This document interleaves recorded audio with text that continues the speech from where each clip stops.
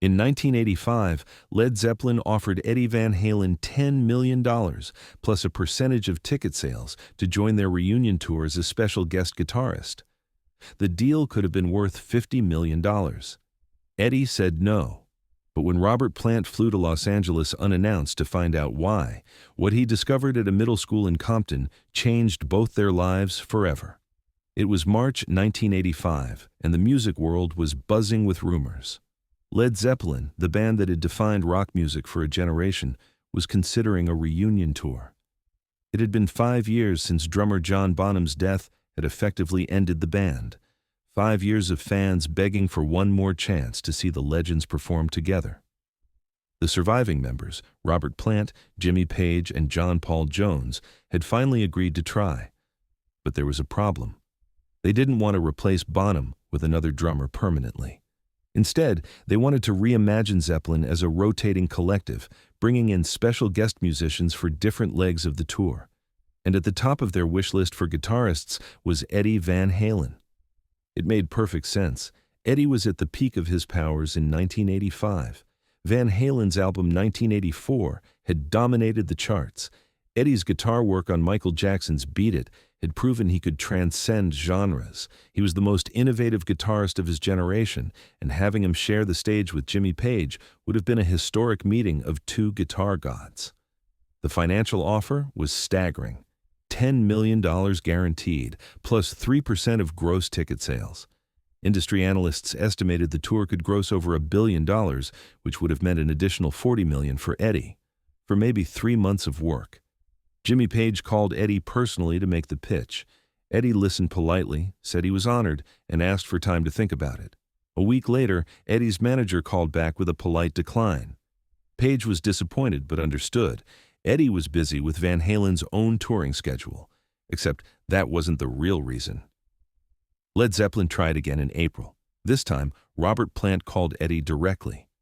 "Look, Eddie, I know you're busy, but this is Zeppelin. This is history. Whatever you need, more money, creative control, your own tour bus shaped like a guitar, we'll make it happen." Eddie laughed. "Robert, it's not about the money or the perks. I can't do it." "Why not?" Plant pressed. "Give me one good reason why you'd turn down Led Zeppelin." "I have a commitment on Tuesdays," Eddie said simply. Plant was confused. "Tuesdays? Eddie, we can work around Tuesdays. We'll schedule around whatever you need." "I appreciate that," Eddie said, "but my Tuesday commitment isn't negotiable." "I'm sorry, Robert. I really am honored, but I have to decline." Plant hung up more confused than ever. What kind of commitment was so important that it trumped a $50 million opportunity to tour with Led Zeppelin? The mystery deepened when Led Zeppelin's management tried to go around Eddie directly to his business manager. The answer was the same. Eddie Van Halen was not available for the tour, and the reason was a non-negotiable Tuesday commitment. By June, Robert Plant's curiosity had turned into obsession. He was in Los Angeles for other business and decided to solve the mystery himself. He called Eddie's assistant and asked a simple question. "Where is Eddie on Tuesdays?" The assistant hesitated, then said, "He teaches guitar lessons." "Guitar lessons?" Plant was incredulous. "Eddie Van Halen teaches guitar lessons?" "Every Tuesday, 2 to 6 p.m., the assistant confirmed.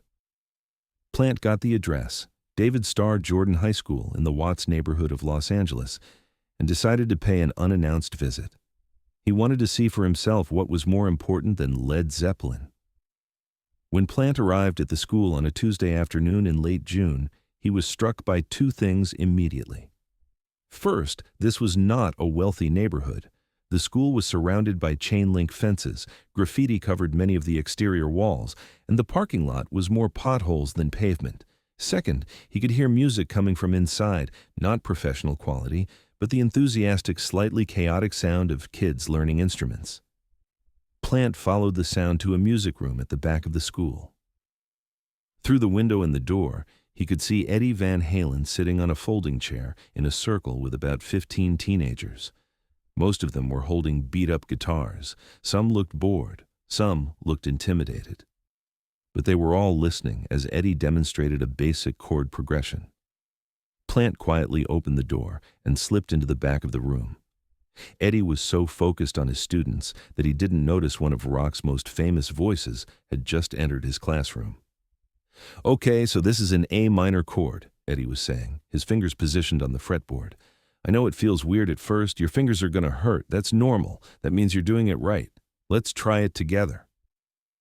The room filled with the discordant sound of 15 teenagers trying to make their fingers cooperate with their guitars. Some got it right. Most didn't. Eddie moved around the circle, adjusting hand positions, encouraging the struggling students, praising the ones who nailed it. "Marcus, move your finger up a little. Right there. Yes, perfect. See? You've got it. Shanice, I know it hurts, but push down harder on the strings. The pain goes away after a few weeks, I promise. Tyrell, that's the best you've played all month. Keep that up and you'll be better than me by summer." Plant watched for 20 minutes, fascinated. This wasn't some celebrity charity appearance where Eddie showed up for photos and left. This was real teaching. Eddie knew these kids' names. He remembered what they'd struggled with the previous week. He was patient with the slow learners and pushed the talented ones to try harder things. During a break, one of the students, a girl who looked about 15, raised her hand. "Mr. Van Halen, can you play Eruption for us?" Eddie smiled. "I'll make you a deal, Jessica. You master that chord progression we've been working on, and next week I'll play Eruption, but only if everyone in this room can play those chords cleanly. Deal?" The room erupted in groans and determination in equal measure. Jessica looked at her fellow students.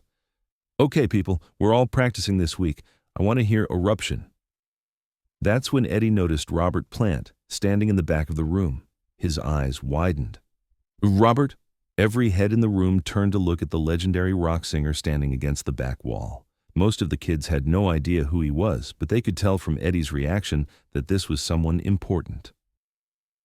"Hey, Eddie," Plant said with a grin. "Sorry to drop in unannounced. I was in the neighborhood and thought I'd finally see what's more important than Led Zeppelin." Eddie stood up, clearly torn between embarrassment and defiance. "Robert, these are my students." Plant walked into the room, and as he got closer, the kids started recognizing him. "You're Robert Plant," one boy said. "My dad has all your albums." "Your dad has excellent taste," Plant said, then turned to Eddie. "So this is the Tuesday commitment?" "Every Tuesday, 2 to 6, Eddie confirmed, "for the last 3 years." "Why?" Plant asked simply. Eddie looked at his students, then back at Plant. "Because these kids need someone to show up for them. Most of them come from neighborhoods where people don't show up, where promises get broken, where adults disappear.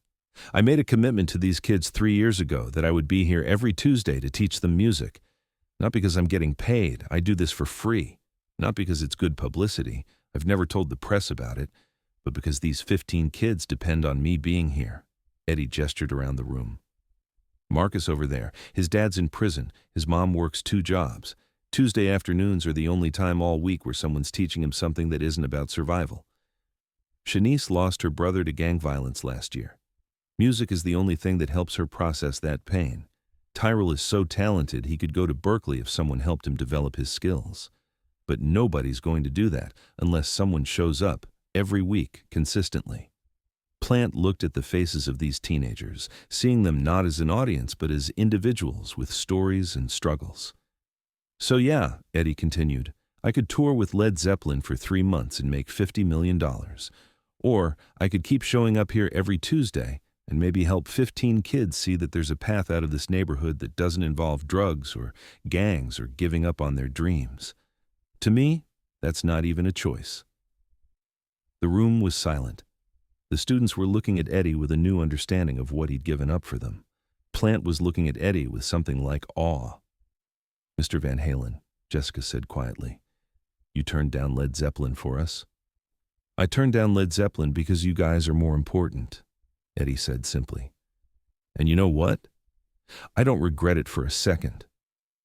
Plant walked over to where Eddie was standing. "You're right," he said. "This is more important than a tour. Mind if I stay for the rest of the class?" Eddie smiled. "Only if you help teach." For the next 2 hours, Robert Plant and Eddie Van Halen taught music together to 15 kids from Watts. Plant showed them basic harmonica technique. Eddie demonstrated more advanced guitar work. Together, they jammed on a blues progression, letting each student take a turn playing along. But more than the music lessons, what those kids witnessed was two of rock's biggest legends choosing to be there, in a rundown music room in Compton, teaching kids who society had mostly written off. When the class ended and the students had left, Plant and Eddie sat alone in the music room.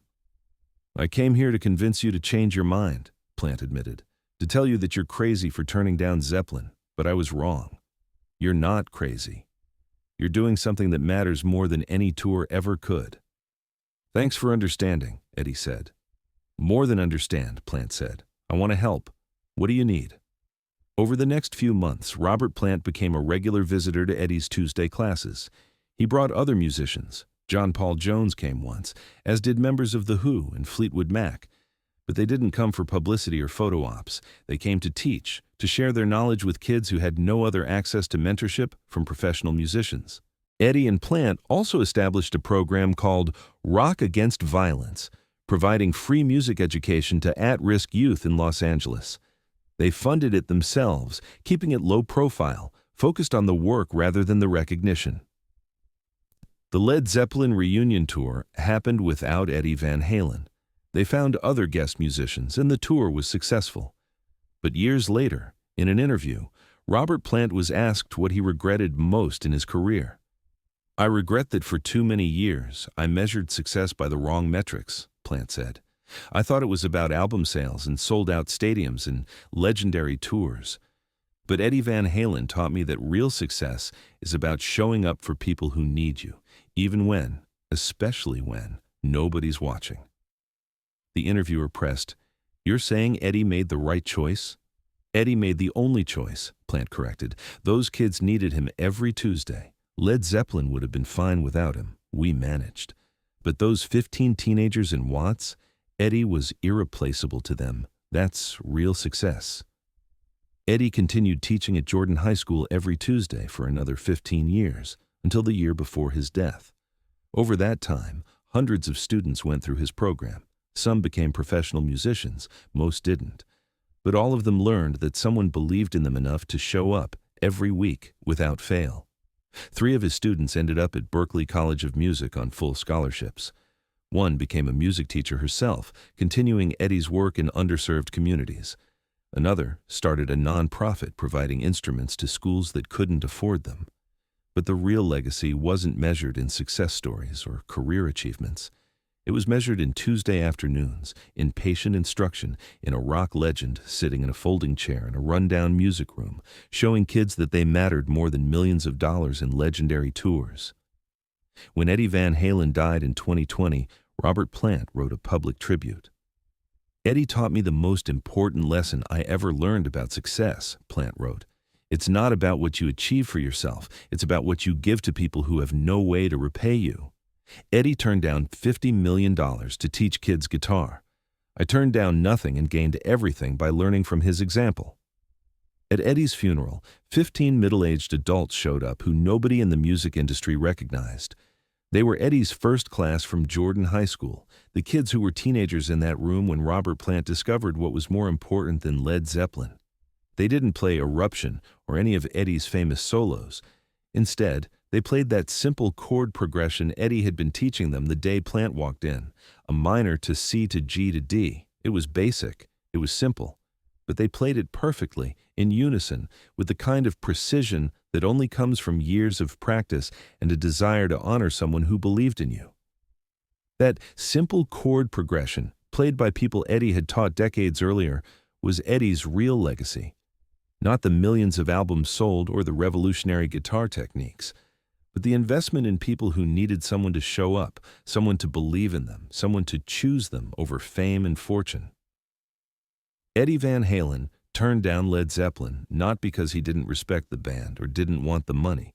He turned them down because every Tuesday at 2 p.m., 15 kids walked into a music room in Watts expecting their teacher to be there. Eddie understood that keeping that promise was worth more than any opportunity rock and roll could offer. If this incredible story of sacrifice and commitment moved you, make sure to subscribe and hit that like button. Share this video with someone who needs to remember that real success means showing up for people who need you even when nobody's watching. Have you ever chosen consistency over opportunity? Share your story in the comments below, and don't forget to hit that notification bell for more amazing true stories about the legends who understood what really matters.